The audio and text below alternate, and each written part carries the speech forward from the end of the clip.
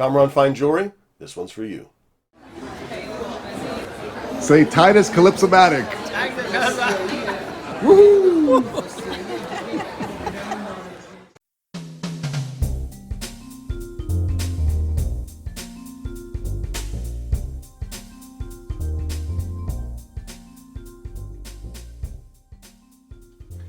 Before we hit the deck, I wanted to give a major shout out to Kamran of Kamran FIne Jewelry, a fabulous buying experience in the LA Jewelry District, getting me this beautiful Titus Calypsomatic.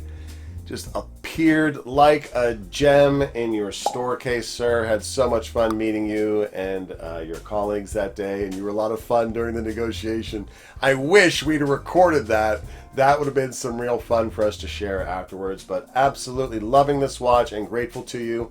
Without further ado, let's take a look at the Titus Calypsomatic. This is a Titus Calypsomatic 8031 from the late 60s, more or less a skin diver from that period. I have been hunting this watch like a nutter for over 4 years. Let's roll it back a peg. This watch was one of the first watches I discovered when I got back into watches as an adult back in 2016.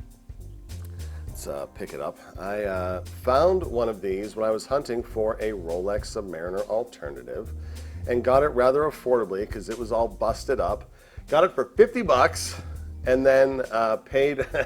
I used to take my watches to the mall for repair, if that tells you where I was at in my collecting journey back then. Had them put in a Seiko movement for 100 bucks and then sold it for 400 bucks on eBay. It was my first profit flip. I was so proud of myself. But it was way before I understood that, you know, you could actually get a watch service and bring it back to life. So shame on me. And ever since I've been hunting one, of course, they've gone through the roof. And I finally found one, and of all places, the LA Jewelry District from Kamran. Kamran, sir, it was so much fun to work with you, to negotiate with you on pricing, and to get this little gem back into my collection. I am overjoyed at the prospect. Now, it's not clear yet for me. I just got back in town, so I'm not sure on certain aspects. I don't know if this is the original crown. Some of them are, as I look for references, are stamped with Titus and the leaves. The wreath rather, some are not, but absolutely gorgeous condition. The lugs are all there. Had a couple issues. The bezel was frozen when I got it, but I solved that with some dental floss. I'll explain that in a moment. And the crown is skipping a little bit when I turn it, but it's still working fine. And for the price I got it, I'm absolutely overjoyed. I'm going to send it into Joe at SJR to have a peek at it, just to see if anything's not running great with that crown or crown stem, but I have no reason to believe it's going to be an issue. This is, after all, an ETA 2472. I am overjoyed. So what do we have on deck today? Well, we got some of our channel partners, our channel trusted suppliers. For straps, we are looking at some leather from Ivan at twostitchstraps.com. I got a selection here. You've seen these straps before. There's one that this is going to live on, but I want to show you the other ones as well. Plus, our partners at CountyCom. We have our watchmakers 3-in-1 tool, the collab we did with them. I'm going to put these straps on in a minute. I also have this on deck. This is what a money counter would use to pull back all those $100 Crispies. But I use this for protection whenever I put a strap, not bracelet, but whenever I put a strap onto a watch, because you'll notice that even with this being the larger fork, if you have some kind of mistake or anything and it goes through, you will get punctured. And even with protection, you know, I did get nipped on one of these, and even with protection, I did get cut up on one of these, but this protected me somewhat. So I'm going to use that in a moment when we get this on. But first of all, let us look at dental floss method. So with these older watches from the 60s, this one hails from about 68-ish. There is a small plastic seaming ring that goes in between this and the case, and it's more or less, I kind of don't know what it is because I've never seen one that hasn't been horribly damaged. So they break up, they deteriorate, mud gets in there and these get gunked up. And then once you remove it and fix it, the bezel is a little too slippy slidey. So what you have to do is you take your dental floss, and I prefer this kind, the thinner kind, as opposed to the, the waxy kind. And what you do is you run this around the bezel and tie it off, and it gives you enough friction in order to let the bezel still perform as well. Okay, yeah, it's a little bit of a shoehorn, a little bit of a low 5 solution, but I'm gonna take a moment, put this on there, and we'll see how it behaves. And we are back. And you'll see now it has just the right amount of stiffness. This is, of course, bi-directional, which is appropriate for the period. You're just gonna tuck in the the toothpaste, the dental floss, the tooth floss in there so you don't see it. And periodically it is going to come out, so you want to be careful with that and just be mindful of it. It does have plexi, and so that cleaned up with some polywatch very nicely. It has a roulette date wheel, one day blue, next day red. And let me get some proper gloves on here and see how it looks on some straps. Back in business. So going left to right, we have got, and all these offerings are from 2stitchstraps.com. Don't forget, we have a discount code that Ivan has very generously given us in the link, or rather in the description. There's a link in there's a link in every description of our video. So grateful. And I have to say, yes, this is, gosh, you know this pine. If you're familiar with the channel, I adore this strap. Usually my Seamaster Green Machine is on here, but the Green Machine has very generously lent this in for checking it out over here. Kind of like it, not bad at all. But then the green suede. And I do like how the aged thread that he's been using lately on some of his straps just kind of works with my vintage inspired pieces, or rather my vintage pieces. Also a winner. Ivan, you make great straps. And of course the honey, probably the biggest channel darling. And I think the honey is my favorite of all the straps, and it's perhaps one of the most universally awesome ones. And you'll notice that the sealed sides are black, so it picks up that dial rather well. Ooh, severe contender. But if you can't tell, I was racing to get to the reverse suede beige strap because it just matches those plops so well. Oh so well, oh so well, oh so well. A bit of background on the Titus brand itself. Solville et Titus, or Solville and Titus, is a formerly Swiss, now Hong Kong watch company and brand founded in 1887 and none other than Le Chaux de Fonds, Switzerland, by Paul Ditisheim, and developed later on in its history by Paul Bernard Vogel. Paul Ditisheim was born into the small circle of industrialist families that led the Swiss watch industry of the time. He studied at the horological school in Le Chaux de Fonds and received his diploma at the age of 13. What were you doing when you were 13? He was then trained in several of the major watchmakers and worked at his family's Vulcain manufacturer until 1892, when he busted out and founded his own brands, Solville and Titus. Ditisheim was instrumental in developing a new generation of chronometers, improving them through his studies on the impact of atmospheric pressure and magnetic fields. He invented the affix balance, and thanks to his inventions, he was able to make the most precise chronometers ever made at the time. He also worked closely with Physics Nobel Prize winner Charles Edouard Guillaume and has been considered the father of the modern chronometer.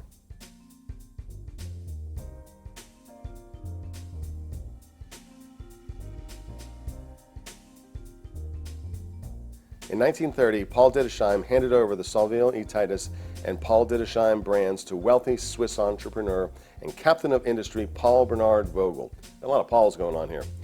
Vogel was heir to a prestigious family of industrialists and married to the heiress of the prominent Eberhard family. Was also a member of the Swiss watch industry's elite. Vogel moved the company headquarters to Geneva, where he began to expand it.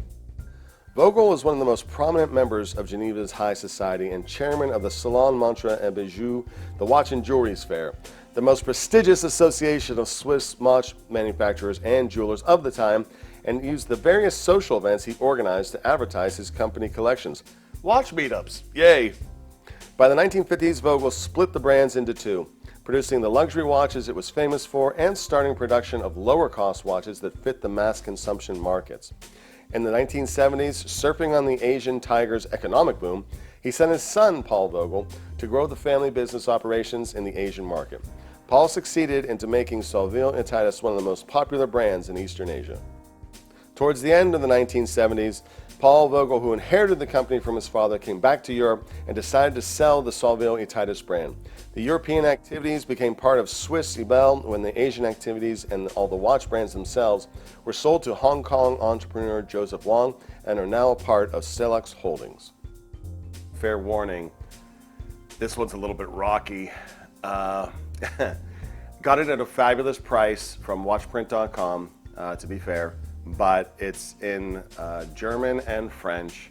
But I was hoping for some pictures, and we have a couple. All right, 134 pages. And shout out to the viewer who commented that I always thumb these books. Nothing but printing, I can't read. If I wanted to read it, I could brush up on my French. But, oh wow, a picture. Who said that I always flip from back to front instead of front to back. Just for you, sir, I'm going to do it both ways on this trip because it's not going to take too long. There are very little to no photos here. All of the photos are indeed, pocket watches, which are beautiful and they're their own thing, but nothing of the Titus E. Solville watches that I'm aware of, let alone this Calypsomatic we're covering today. This one's kind of pretty though. That's actually fairly beautiful. I would rock that watch. I'm surprised that hipsters haven't brought back pocket watches. Maybe they have. If this was in English, would I enjoy it more? Probably not. All right, front to back time. I don't know, that's just how I thumb through books, is back to front. This is gonna be very unnatural for me. It's not that bad. You know what, I'm gonna make an effort. You know what, I'm gonna take the feedback and I'm gonna thumb through books both ways. One for me, one for you. Dang. All right, this one is gonna make some nice eye candy, but probably gonna remain on the shelf otherwise. And ba-bam, absolutely gorgeous. Love this piece, love this piece. Let's put some numbers up on the board here. We are looking at a period popular 37.5 millimeters in diameter with a rather prodigious lug to lug of 46.5, rather long. That will help with wrist presence. We'll see that in a moment. Rather svelte, 12.5, but it does have that domed crystal. Love me some plexi, it always cleans up so well, and a rather awesome 20 millimeters lug width, so not an UGG width. Water resistance, no. This would have carried some significant water resistance as a skin diver, somewhere between 100 and 200 back in the day. No more. It even says, I don't know if you can pick that up, but it says waterproof, and then that law changed where they could not put that on there. But this is a vintage piece. This one isn't going anywhere near the dishes, let alone anywhere else. The reference is the 8031, and it's oftentimes referred to as the big crown because it has a big crown. And this one has a circular loom pip at the 12 o'clock position. Oftentimes it'll be a triangle, but on this model it has the circle. This one has the Mercedes hands and the lollipop second hand. You will notice on some of the models, if you go hunting for this, that Mercedes logo won't be present. It will just be a solid loom. I kind of don't care for those. I rather like the breakup of the loom with that Mercedes hand style, so that's rather nice. Looking at 42 hours of power reserve from that ETA 2472. And I opened it up, inspected it, looks good. Just need to find out what's going on with the crown stem. But an absolute stunner, and one I'm so grateful to get back on the wrist. And on the wrist indeed. Long lead angle on my 6.5-inch wrist. These watches are a piece of history. Absolutely gorgeous. Love it, love it, love it. Kamran, could not be happier, sir. Thank you so much. Kamran, my main man in LA, once again, thank you, sir, for your negotiating with me and giving me a a chance to own this watch again. Missed this watch. I've been hunting this watch forever and a day. She's on wrist. She's in the collection. She's not going anywhere. So if you ever find yourself out in Los Angeles and you have a need for a bit of horology, head down to the Los Angeles Jewelry District. I usually don't find any deals down there. This is the first time I've ever purchased something down there, and it means I'm all the more likely to go back, because who knew? Who knew I would find an undiscovered gem like Kamran. Looking forward to seeing you again. And as I said, link to his information is in the description below if you want to reach out to him. Sells mostly jewelry, but also a handful of watches as well. And I had a great buying experience, so I'm happy to recommend him to you. So check it out. Head on down there and have a bit of fun when you're in LA. Hope that wherever you are in this wonderful, beautiful hobby of ours, you're doing well, that you're blessed, and that you're having fun with your watches. We will catch you in the next one. Peace. If you'd like to support the channel, head over to hobbyofhours.com. We've got artwork, coffee mugs, hats, t-shirts, and even a watch book. 1001 Watch Designs, Volume 1. Over 1,000 designs in here. Steampunk, super futuristic, kaleidoscope, even super real ones. Watches that you could probably put on your wrist today. It's a great way to support the channel. Thanks for coming along on the ride.